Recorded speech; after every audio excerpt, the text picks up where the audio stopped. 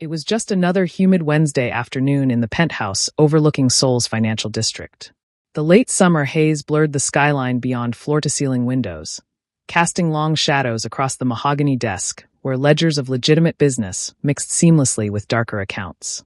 In the soundproofed office of the Black Serpent Syndicate, silence was currency, and Cho Tae, the organization's calculating patriarch, had built an empire on the principle that fear whispers louder than violence ever could. For 23 years, a single secure phone line had existed in that office. Unmarked, unlisted, known only to a handful of people who had earned the kind of debt that transcended money. The ghost line, his lieutenants called it, a direct connection to favors owed and promises kept, the invisible thread that bound Cho Tae's word to those who had once saved his life, his territory, or his honor. He had taken perhaps 24 calls on that line in over 2 decades, each one a matter of blood, betrayal, or survival. He thought he understood the weight of every possible call that phone could bring, but nothing, absolutely nothing, could have prepared him for the trembling voice that shattered the afternoon stillness at 3:23 p.m.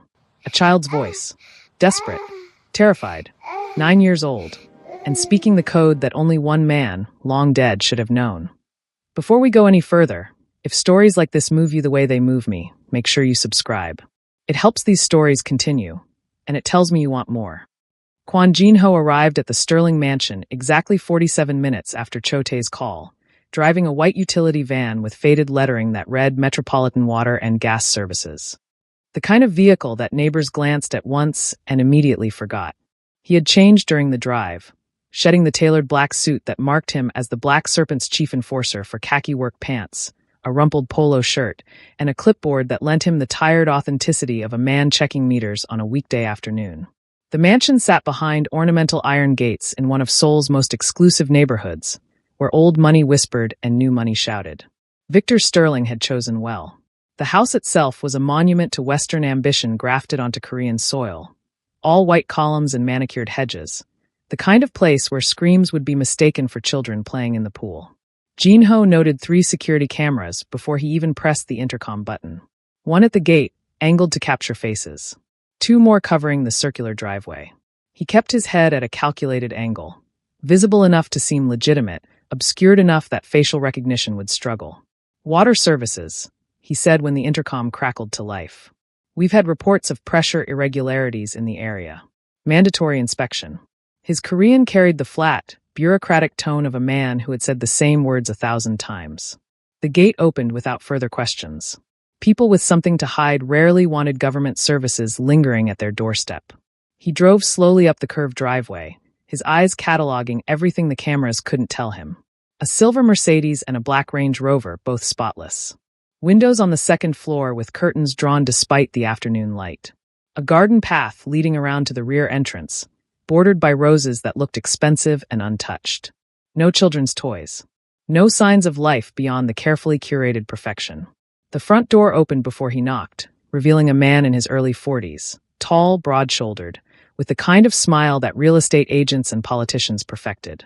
Victor Sterling extended a hand that Jin-ho shook with the grip of someone who worked with tools, not weapons.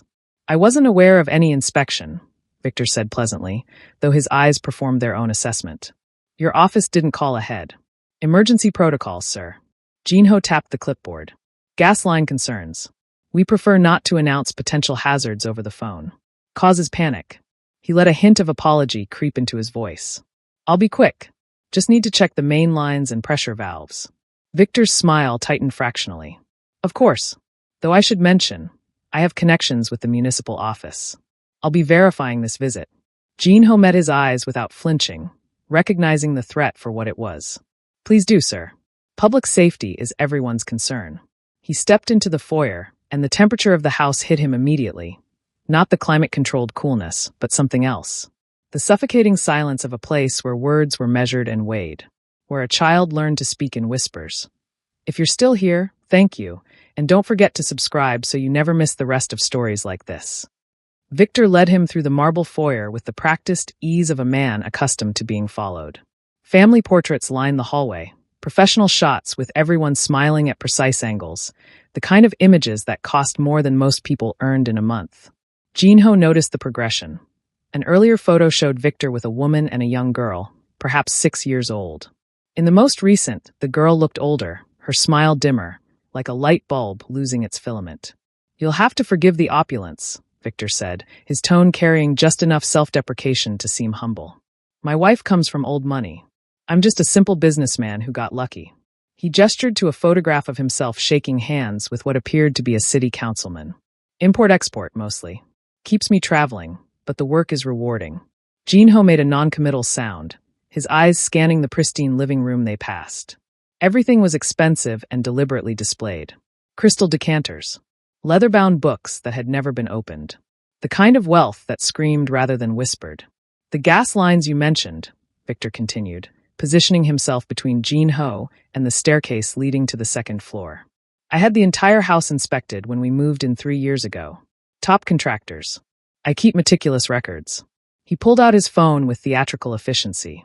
"Let me call my property manager. He'll have all the documentation. This should clear up any confusion." It was a polite dismissal wrapped in cooperation. Jinho recognized the tactic. The subtle assertion of superiority, the implication that his presence was an inconvenience to be managed and eliminated. "Documentation is helpful, sir," Jinho said, maintaining his working-class deference. "But pressure tests require physical inspection. The equipment doesn't lie." He moved toward the kitchen, forcing Victor to follow. "Main valve should be near the water heater. Won't take more than 15 minutes. Victor's smile remained fixed, but something shifted in his posture. "Actually, my wife is resting upstairs. She's not feeling well today, migraine. And my daughter is doing her homework. I'd prefer not to disturb them with unnecessary disruptions." He checked his watch, an expensive piece that caught the light deliberately. "Perhaps you could return tomorrow? With an appointment?" "Gas leaks don't wait for appointments, Mr. Sterling." The pleasantness drained from Victor's face like water from a cracked glass. For just a moment, Jinho saw what the man kept hidden beneath the businessman's mask, something cold and territorial. Dangerous in the way that men who believed they owned everything, including people, were dangerous. "I'm not sure you understand," Victor said, his voice dropping to a register that was meant to intimidate. "I have dinner with the deputy mayor next week. My attorney is on retainer with the city's legal department. If there's actually a problem, I'm sure a simple phone call would." A door opened upstairs. Soft footsteps on carpet. Both men looked up. A small girl appeared at the top of the staircase, her yellow dress too formal for a Wednesday afternoon at home, her dark eyes enormous in a face that seemed older than 9 years should allow. Victor's expression smoothed instantly back into paternal warmth. "Anna, sweetheart, go back to your room. Daddy's handling some boring adult business." But Anna wasn't looking at her stepfather. She was looking directly at Jinho, and in her eyes he saw recognition. She knew exactly who he was. Take a breath, and if you haven't already, subscribe. It helps keep these stories alive. Anna descended the stairs with the careful, measured steps of someone who had learned that sudden movements attracted attention. The yellow dress was immaculate, pressed, expensive, the kind of thing a man like Victor would insist his daughter were to prove his family was perfect. But the shadows under her eyes told a different story, dark crescents that makeup couldn't quite hide on a 9-year-old's face. She looked like a child who had forgotten how to sleep deeply.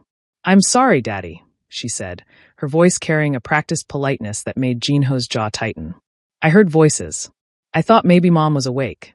Victor's hand landed on her shoulder with what might have looked like affection to someone who didn't know better.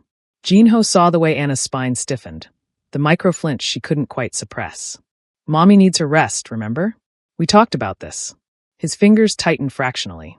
"Go back upstairs." But Anna was still looking at Jinho, her eyes searching his face with an intensity that seemed too old for her years. She reached up to touch something at her neck, a jade pendant on a delicate gold chain. The stone was exquisite, carved in the shape of a dragon with scales so fine they must have taken a master craftsman months to complete. Even from across the foyer, Jinho could see it was worth a small fortune. "The utility man might want to see the jade," Anna said suddenly, her words careful and deliberate. She held the pendant away from her chest, letting it catch the light. "Daddy gave it to me. It was my real father's. Daddy said he had it fixed because there was a crack, but..." She looked up at Victor with something that might have been defiance or might have been terror. "I think the jade is still cracked inside, even though it looks perfect on the outside." The silence that followed was razor-sharp. Victor's face remained carefully neutral, but Jinho watched the man's knuckles whiten as his grip on Anna's shoulder increased. "Anna, that's enough. The man isn't here to look at jewelry. But if something is broken inside, Anna continued, her voice growing smaller but not stopping. Even if you make it look nice on the outside, it's still broken. Right? She turned her enormous eyes to Jinho. Can you tell when something is cracked on the inside even when it looks perfect? Jinho met her gaze and understood. The pendant was the message. Her father's heirloom. The connection to the man who had earned Chote's promise. And Victor had claimed to fix it, to make it whole again, while leaving it fundamentally damaged. The metaphor was devastatingly clear. Sometimes the cracks are the most important part to see, Jinho said quietly. They tell you where something is weak, where it might break completely if no one pays attention. Victor's smile turned glacial. Anna. Room. Now. But Anna had already delivered her message. She looked at Jinho one last time, and in that glance he saw everything she couldn't say out loud. The fear, the desperation, the fragile hope that maybe, just maybe, someone had finally heard her whisper for help through the perfectly maintained facade of the Sterling family mansion. She turned and climbed the stairs, the jade dragon pendant swaying against her chest like a talisman that had lost its power to protect her. If this chapter touched something in you, tap subscribe. There's so much more ahead. Victor's phone rang, shattering the tension like a hammer through glass. He glanced at the screen, and something flickered across his face, irritation warring with necessity. I need to take this, he said, his tone clipped. It's overseas. Business. He pointed a warning finger at Jinho. Stay in the foyer. Touch nothing. He strode toward his study, already speaking in rapid English about shipping manifests and customs clearances, leaving Jinho alone in the cavernous entryway. The enforcer waited exactly 3 seconds before moving silently toward the staircase. Anna was still visible at the top landing, frozen like a statue, watching him with those two old eyes. Jinho climbed halfway up and stopped, keeping his voice barely above a whisper. The crack in the jade. When did you first notice it? Anna's hands twisted together, a nervous gesture that looked practiced, habitual. When Daddy started having his friends over at night. After Mom takes her medicine and goes to sleep. Her voice was so small it might have been a breath. He says they're business partners, but they don't talk like business. They talk about things that scare me. What kind of things? Money that comes from places it shouldn't. People who owe him favors. She glanced toward the study door, listening for Victor's footsteps. He makes me stay in my room, but I can hear them through the vents. And in the morning, he tells me I didn't hear anything. That if I tell Mom, she'll think I'm making up stories because I don't like him. Jinho's jaw tightened. Does he threaten you? Anna's fingers found the jade pendant again, clutching it like a lifeline. He says if I tell Mom about his friends, or about the nights he comes home late with blood on his shirts, she'll get sick with worry. That the stress could kill her because her heart is weak. Her voice cracked. He says if Mom gets sick, we'll lose everything. The house, the money, everything. And it'll be my fault for not keeping the family perfect. The word perfect landed like a stone. Jinho understood the architecture of Victor's control now. Not violence, but something more insidious. Emotional hostage-taking. The threat wasn't just against Anna, but against her ability to protect the person she loved most. He makes you lie to her. It wasn't a question, but Anna nodded anyway. Every day. She asks if everything is okay, if Daddy is being good to us, and I have to say yes. I have to smile and tell her we're a perfect family. Tears gathered in her eyes but didn't fall, as if she'd learned that crying was another thing she couldn't afford. Sometimes she looks at me like she knows I'm lying, but she's so tired all the time from her medicine. And Daddy's always there, watching, making sure I say the right things. The number you called, Jinho said carefully. Where did you find it? In my real father's safe. The one Daddy doesn't know about, hidden in Mom's closet behind her old photo albums. Anna's voice steadied slightly, as if speaking about her real father gave her courage. There was a letter. It said if I ever felt scared and couldn't tell anyone, I should call that number and say those exact words. That someone would come who could see the cracks. Victor's voice grew louder in the study. The call was ending. Jinho had perhaps 30 seconds before the man returned. The journal you mentioned before. Where is it? Anna's eyes widened slightly. How did you? Where, Anna? In Daddy's study. Bottom drawer of his desk, behind a false panel. She spoke rapidly now, urgency overriding fear. It's my real father's. Daddy doesn't know I found it. It has names, dates, money transfers. Things about politicians and police. The study door opened. Victor's footsteps approached. Anna's face smoothed instantly into practiced neutrality, but her hand remained clutched around the jade dragon, holding on to the broken promise of protection that had finally, desperately, brought help to her door. Before we move on, a small favor. Subscribe if you're enjoying the journey so far. Cho-tae stood at the floor-to-ceiling windows of his penthouse office. Seoul's glittering skyline spread before him like a kingdom made of light and shadow. In his hand, he held a folder that hadn't been opened in 13 years. Worn leather, secured with a faded red string, the kind used for documents that carried the weight of blood oaths. Inside was a single photograph, yellowed at the edges. A younger Cho-tae, his face less lined but no less dangerous, standing beside a man in his 30s with kind eyes and a scholar's bearing. Lee Jae-sung, Anna's biological father. The memory returned with the clarity of all moments that changed the trajectory of a life. It had been winter 2012. The Black Serpent Syndicate was still consolidating power, still fighting for territory against 3 rival organizations that wanted Cho-tae dead or disappeared.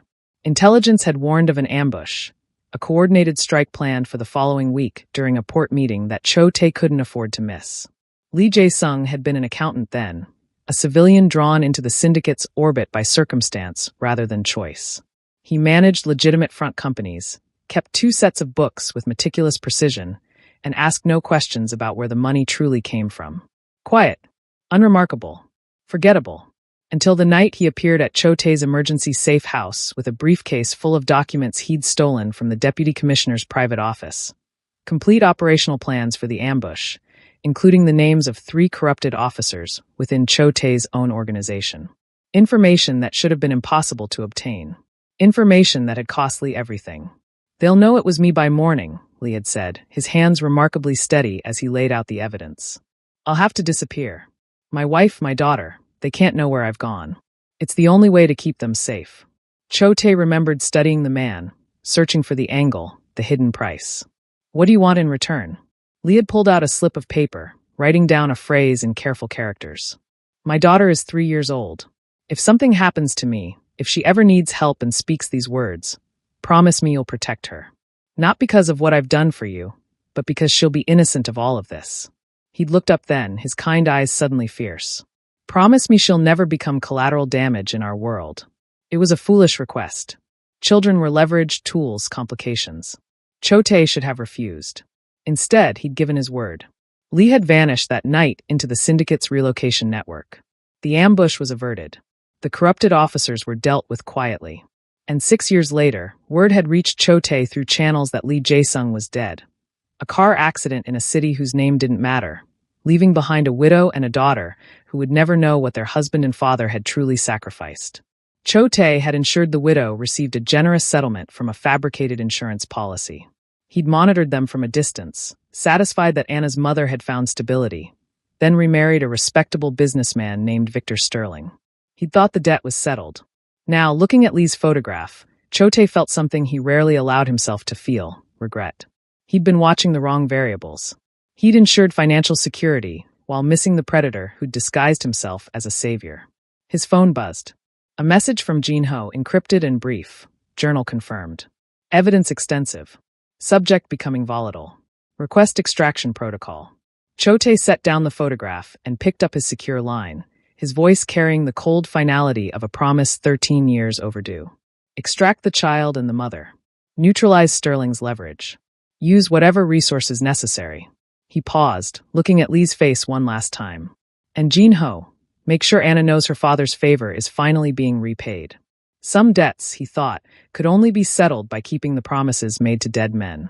Victor emerged from his study with the coiled energy of a predator who'd decided prey had lingered too long in his territory. His earlier veneer of civility had worn thin, replaced by something harder, more volatile. Jin-ho recognized the shift immediately, the way dangerous men moved when their control started slipping through their fingers. "I've made some calls," Victor said, his voice stripped of its earlier pleasantness. "Interesting thing. The Water and Gas Department has no record of any inspections scheduled for this address. No emergency protocols. No pressure irregularities reported in this neighborhood." He stopped 3 feet from Jin-ho, close enough to be threatening without being overtly aggressive. "So I'm going to ask you once very clearly. Who the hell are you, and what are you really doing in my home?" Jin-ho maintained his working-class posture, but his eyes never left Victor's face. "There must be some administrative confusion, sir. If you'd like to call the main office." "Don't," Victor's hand shot up, cutting him off. Don't insult my intelligence. I've spent 15 years building relationships with every bureaucrat and official in this district. I know how things work. I know when someone is lying to my face. His jaw tightened. You have exactly 10 seconds to leave my property before I call the real police. The ones who actually know me. The ones who owe me favors. The threat hung in the air like cordite. Jinho could see Anna at the top of the stairs, her small frame rigid with terror, but he couldn't acknowledge her. Not yet.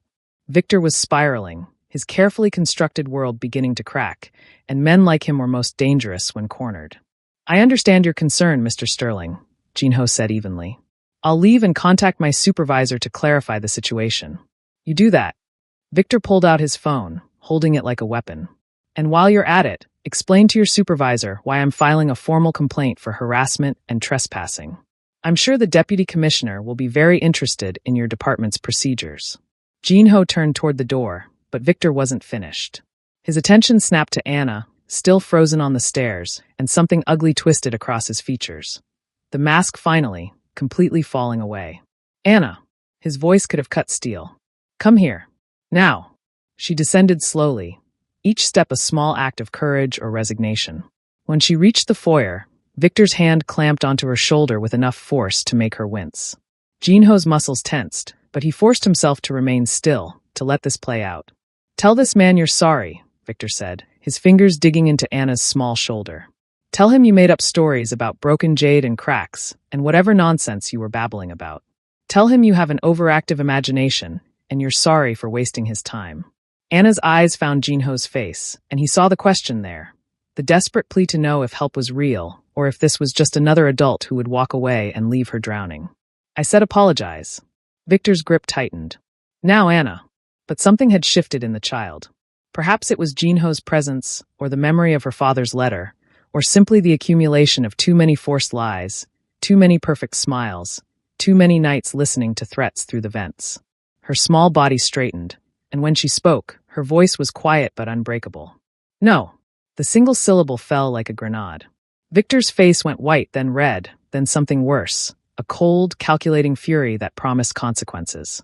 His hand moved from her shoulder to her upper arm, and Jinho saw his fingers begin to squeeze with the deliberate pressure of someone who knew exactly how much force to apply without leaving visible marks. What did you just say to me?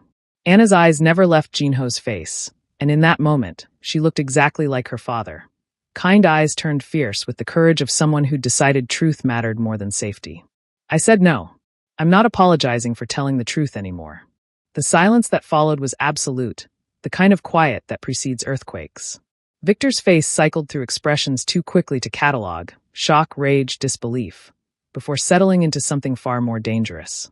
His grip on Anna's arm tightened until his knuckles went white. You ungrateful little, he started, but Anna cut him off, her voice still quiet, but carrying a strength that seemed impossible for someone so small. I don't have to keep your scary lies anymore. 7 words. They hung in the air like a declaration of war. Jinho saw the exact moment Victor's control snapped completely, saw his free hand rising, and moved without conscious thought. He crossed the foyer in 3 silent strides, his hand catching Victor's wrist mid-swing with a grip that could crush bone. Touch her again, Jinho said, his voice carrying none of the working-class deference from before, and it will be the last thing you do. Victor tried to yank his arm free and found it impossible. For the first time, real fear flickered across his face as he looked at Jinho and finally saw what had been hidden beneath the utility worker disguise, something cold and utterly lethal. You have no idea who you're dealing with. I have connections that will bury you. I'll have you arrested for assault, for breaking and entering. The journal, Anna said suddenly, her voice cutting through Victor's threats. She pointed with a trembling finger toward the study.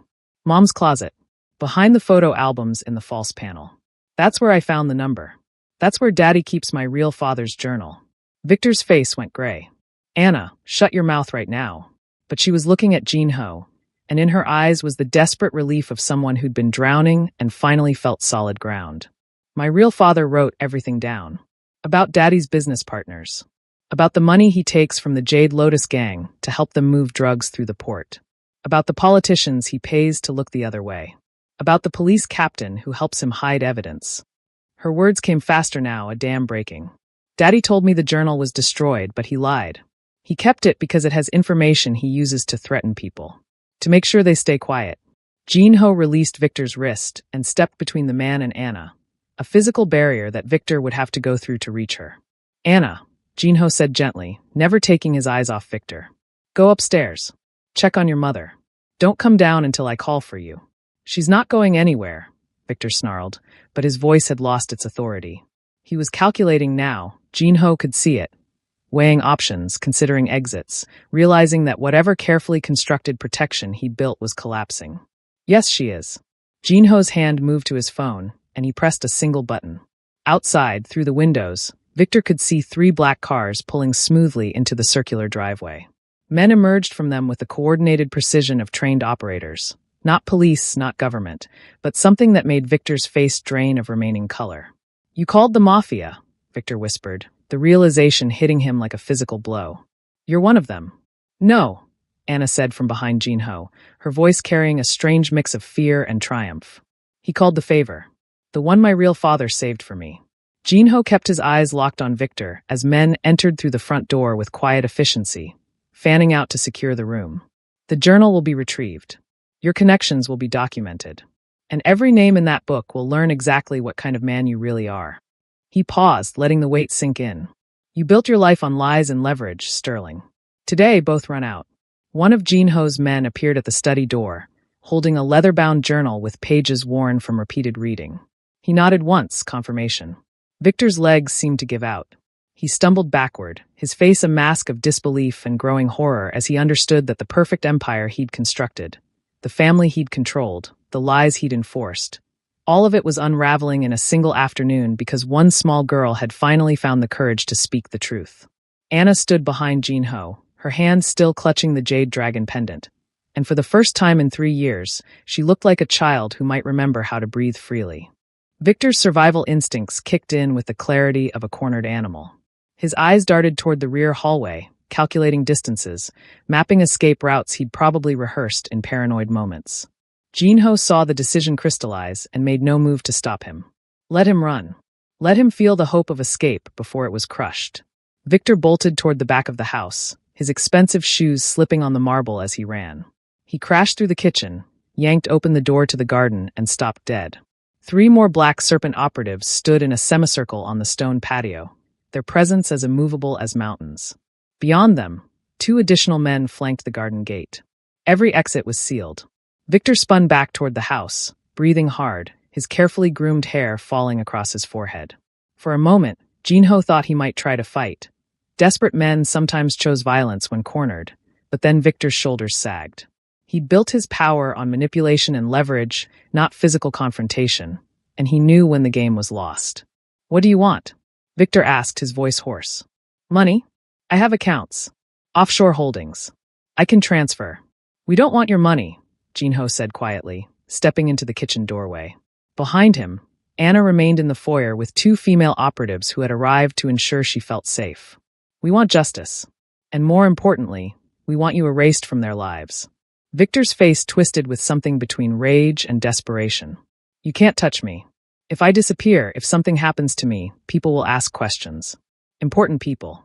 The deputy mayor, the police captain, the same people named in your journal? Jin-ho's smile was colder than winter. The ones who accepted your bribes?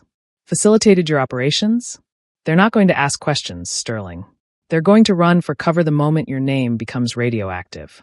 40 kilometers away, in his penthouse office, Chote held the journal in one hand and his encrypted phone in the other. He'd spent the last hour reading Lee Jae-sung's meticulous documentation, dates, amounts, names, photographs. The dead man had been thorough, building a case that could bring down half the municipal government and expose ties between Victor Sterling and 3 rival criminal organizations, including the Jade Lotus gang that had been encroaching on Black Serpent territory for years. It was a masterpiece of evidence, and Chote knew exactly how to weaponize it. He placed a call to a prosecutor he'd cultivated over years, not through corruption, but through carefully providing information that led to high-profile convictions. A woman whose ambition was matched only by her genuine desire to dismantle corruption. A woman who would see Victor Sterling's journal as the case of a lifetime. The second call went to a journalist at the Seoul Daily, one who'd built a career on exposing political malfeasance. The third went to an investigative blogger with a reputation for unimpeachable sources and viral exposes. By midnight, Victor Sterling's carefully documented crimes would be in the hands of 3 different people, all with the means and motivation to ensure the truth spread like wildfire. By morning, every politician, police officer, and gang associate named in that journal would be scrambling to distance themselves from him. By the end of the week, Victor Sterling would be toxic, professionally, legally, and criminally. Cho Tae could have made him disappear. A man like Victor, who'd accumulated so many enemies, could vanish in ways that would never lead back to the Black Serpent Syndicate. But that would be quick, merciful. This way was better. This way, Victor would face public exposure, legal prosecution, the slow dismantling of everything he'd built. He would go to prison surrounded by men he'd betrayed, owing debts he could never repay, stripped of the power and respect he'd used to terrorize a 9-year-old girl. This way, everyone would see the cracks. "You're finished," Jin-ho told Victor, watching the man crumble against the kitchen counter. "And the favor is paid." Victor's phone began to ring. Then the house phone. Then his tablet chimed with incoming messages. The dominoes were already falling, and there was nowhere left to hide. One more chapter to go. Before we finish, subscribe so you're here when the next story drops. 3 weeks later, Anna stood at the window of a modest apartment in a quiet neighborhood where no one knew her name or her story. The autumn light filtered through curtains her mother had chosen, soft yellow, the color of hope trying to remember itself. Behind her, she could hear her mother humming in the kitchen, making tea the way she used to before the medicine made her too tired to do simple things. The doctor said she was recovering well. Turned out the heart medication Victor had insisted she take wasn't medication at all, but a carefully dosed sedative designed to keep her compliant, exhausted, and dependent. Without it, she was waking up, literally and figuratively, asking questions she should have asked years ago, holding Anna with a fierceness that spoke of maternal guilt and fierce determination to make amends. They were safe now. Anonymous. The Black Serpent's resources had given them new identification, a trust fund established through untraceable channels that would ensure Anna's education and her mother's care for life.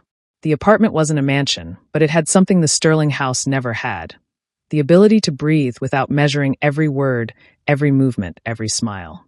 Anna picked up the drawing she'd been working on for the past week, examining it with the critical eye of someone who wanted to get something exactly right. On the paper, rendered in colored pencils, was a small girl in a yellow dress standing beneath a tall figure whose face was partially shadowed, but whose stance radiated protection. She'd drawn his tattoos carefully, remembering the patterns she'd glimpsed on Jin-ho's arms when his sleeves shifted. Behind them both, barely visible, was the silhouette of another man, older, more distant, but present. She'd written words at the bottom in her careful handwriting. "Thank you for keeping my father's promise. Thank you for teaching me that truth is stronger than lies. Thank you for showing me that monsters can be defeated." Her mother appeared in the doorway, holding 2 cups of tea. "Is that for Mr. Cho?" Anna nodded. They'd been told they would never meet Cho Tae, that his world and theirs couldn't intersect beyond this intervention. But she needed him to know what his promise had meant. What one phone call, one code phrase, one act of honor from a dangerous man had given back to her. "Do you think he'll understand?" Anna asked quietly. Her mother set down the tea and knelt beside her, looking at the drawing. Her eyes, clearer now, no longer clouded by forced medication, filled with tears. "I think he'll understand perfectly, sweetheart." The drawing arrived at Cho Tae's office in an unmarked envelope, delivered through channels so secure that even he couldn't trace them back to their source. He opened it alone, in the evening quiet when his guards knew not to disturb him. The drawing was simple but profound, a child's rendering of protection and gratitude. He studied the shadowy figure meant to be Jin-ho, the smaller silhouette of himself in the background, and the girl whose smile was so much brighter than the fear-shadowed child who'd first appeared at the top of a staircase. He read her words 3 times. Then he did something he hadn't done in years. He framed the drawing and placed it on his desk, not hidden in a drawer or filed away, but visible. A reminder that power could be more than acquisition and control. That promises made to dying men mattered. That one small voice, brave enough to speak a code phrase learned from a father she barely remembered, could expose corruption and bring down empires built on lies. Cho Tae had built his life on fear, respect, and the careful application of violence. But this small drawing of a smiling girl who'd learned that truth could be stronger than terror. This was something else entirely. Redemption was too strong a word. Cho Tae knew what he was, what he'd done, what he would continue to do in the shadows where men like him operated. But perhaps, he thought, studying Anna's careful rendering of protection and hope, perhaps even in the darkest corners, there was room for one promise kept. One child saved. One debt honored not for profit or power, but simply because a good man had once asked, and Chote had given his word. In her small apartment, Anna looked out at the autumn evening and smiled, really smiled, for the first time in years, understanding that sometimes the most dangerous people are the ones who can offer the truest protection, and that one small voice speaking truth into darkness can change everything. If this story stayed with you, let's stay connected. Hit subscribe.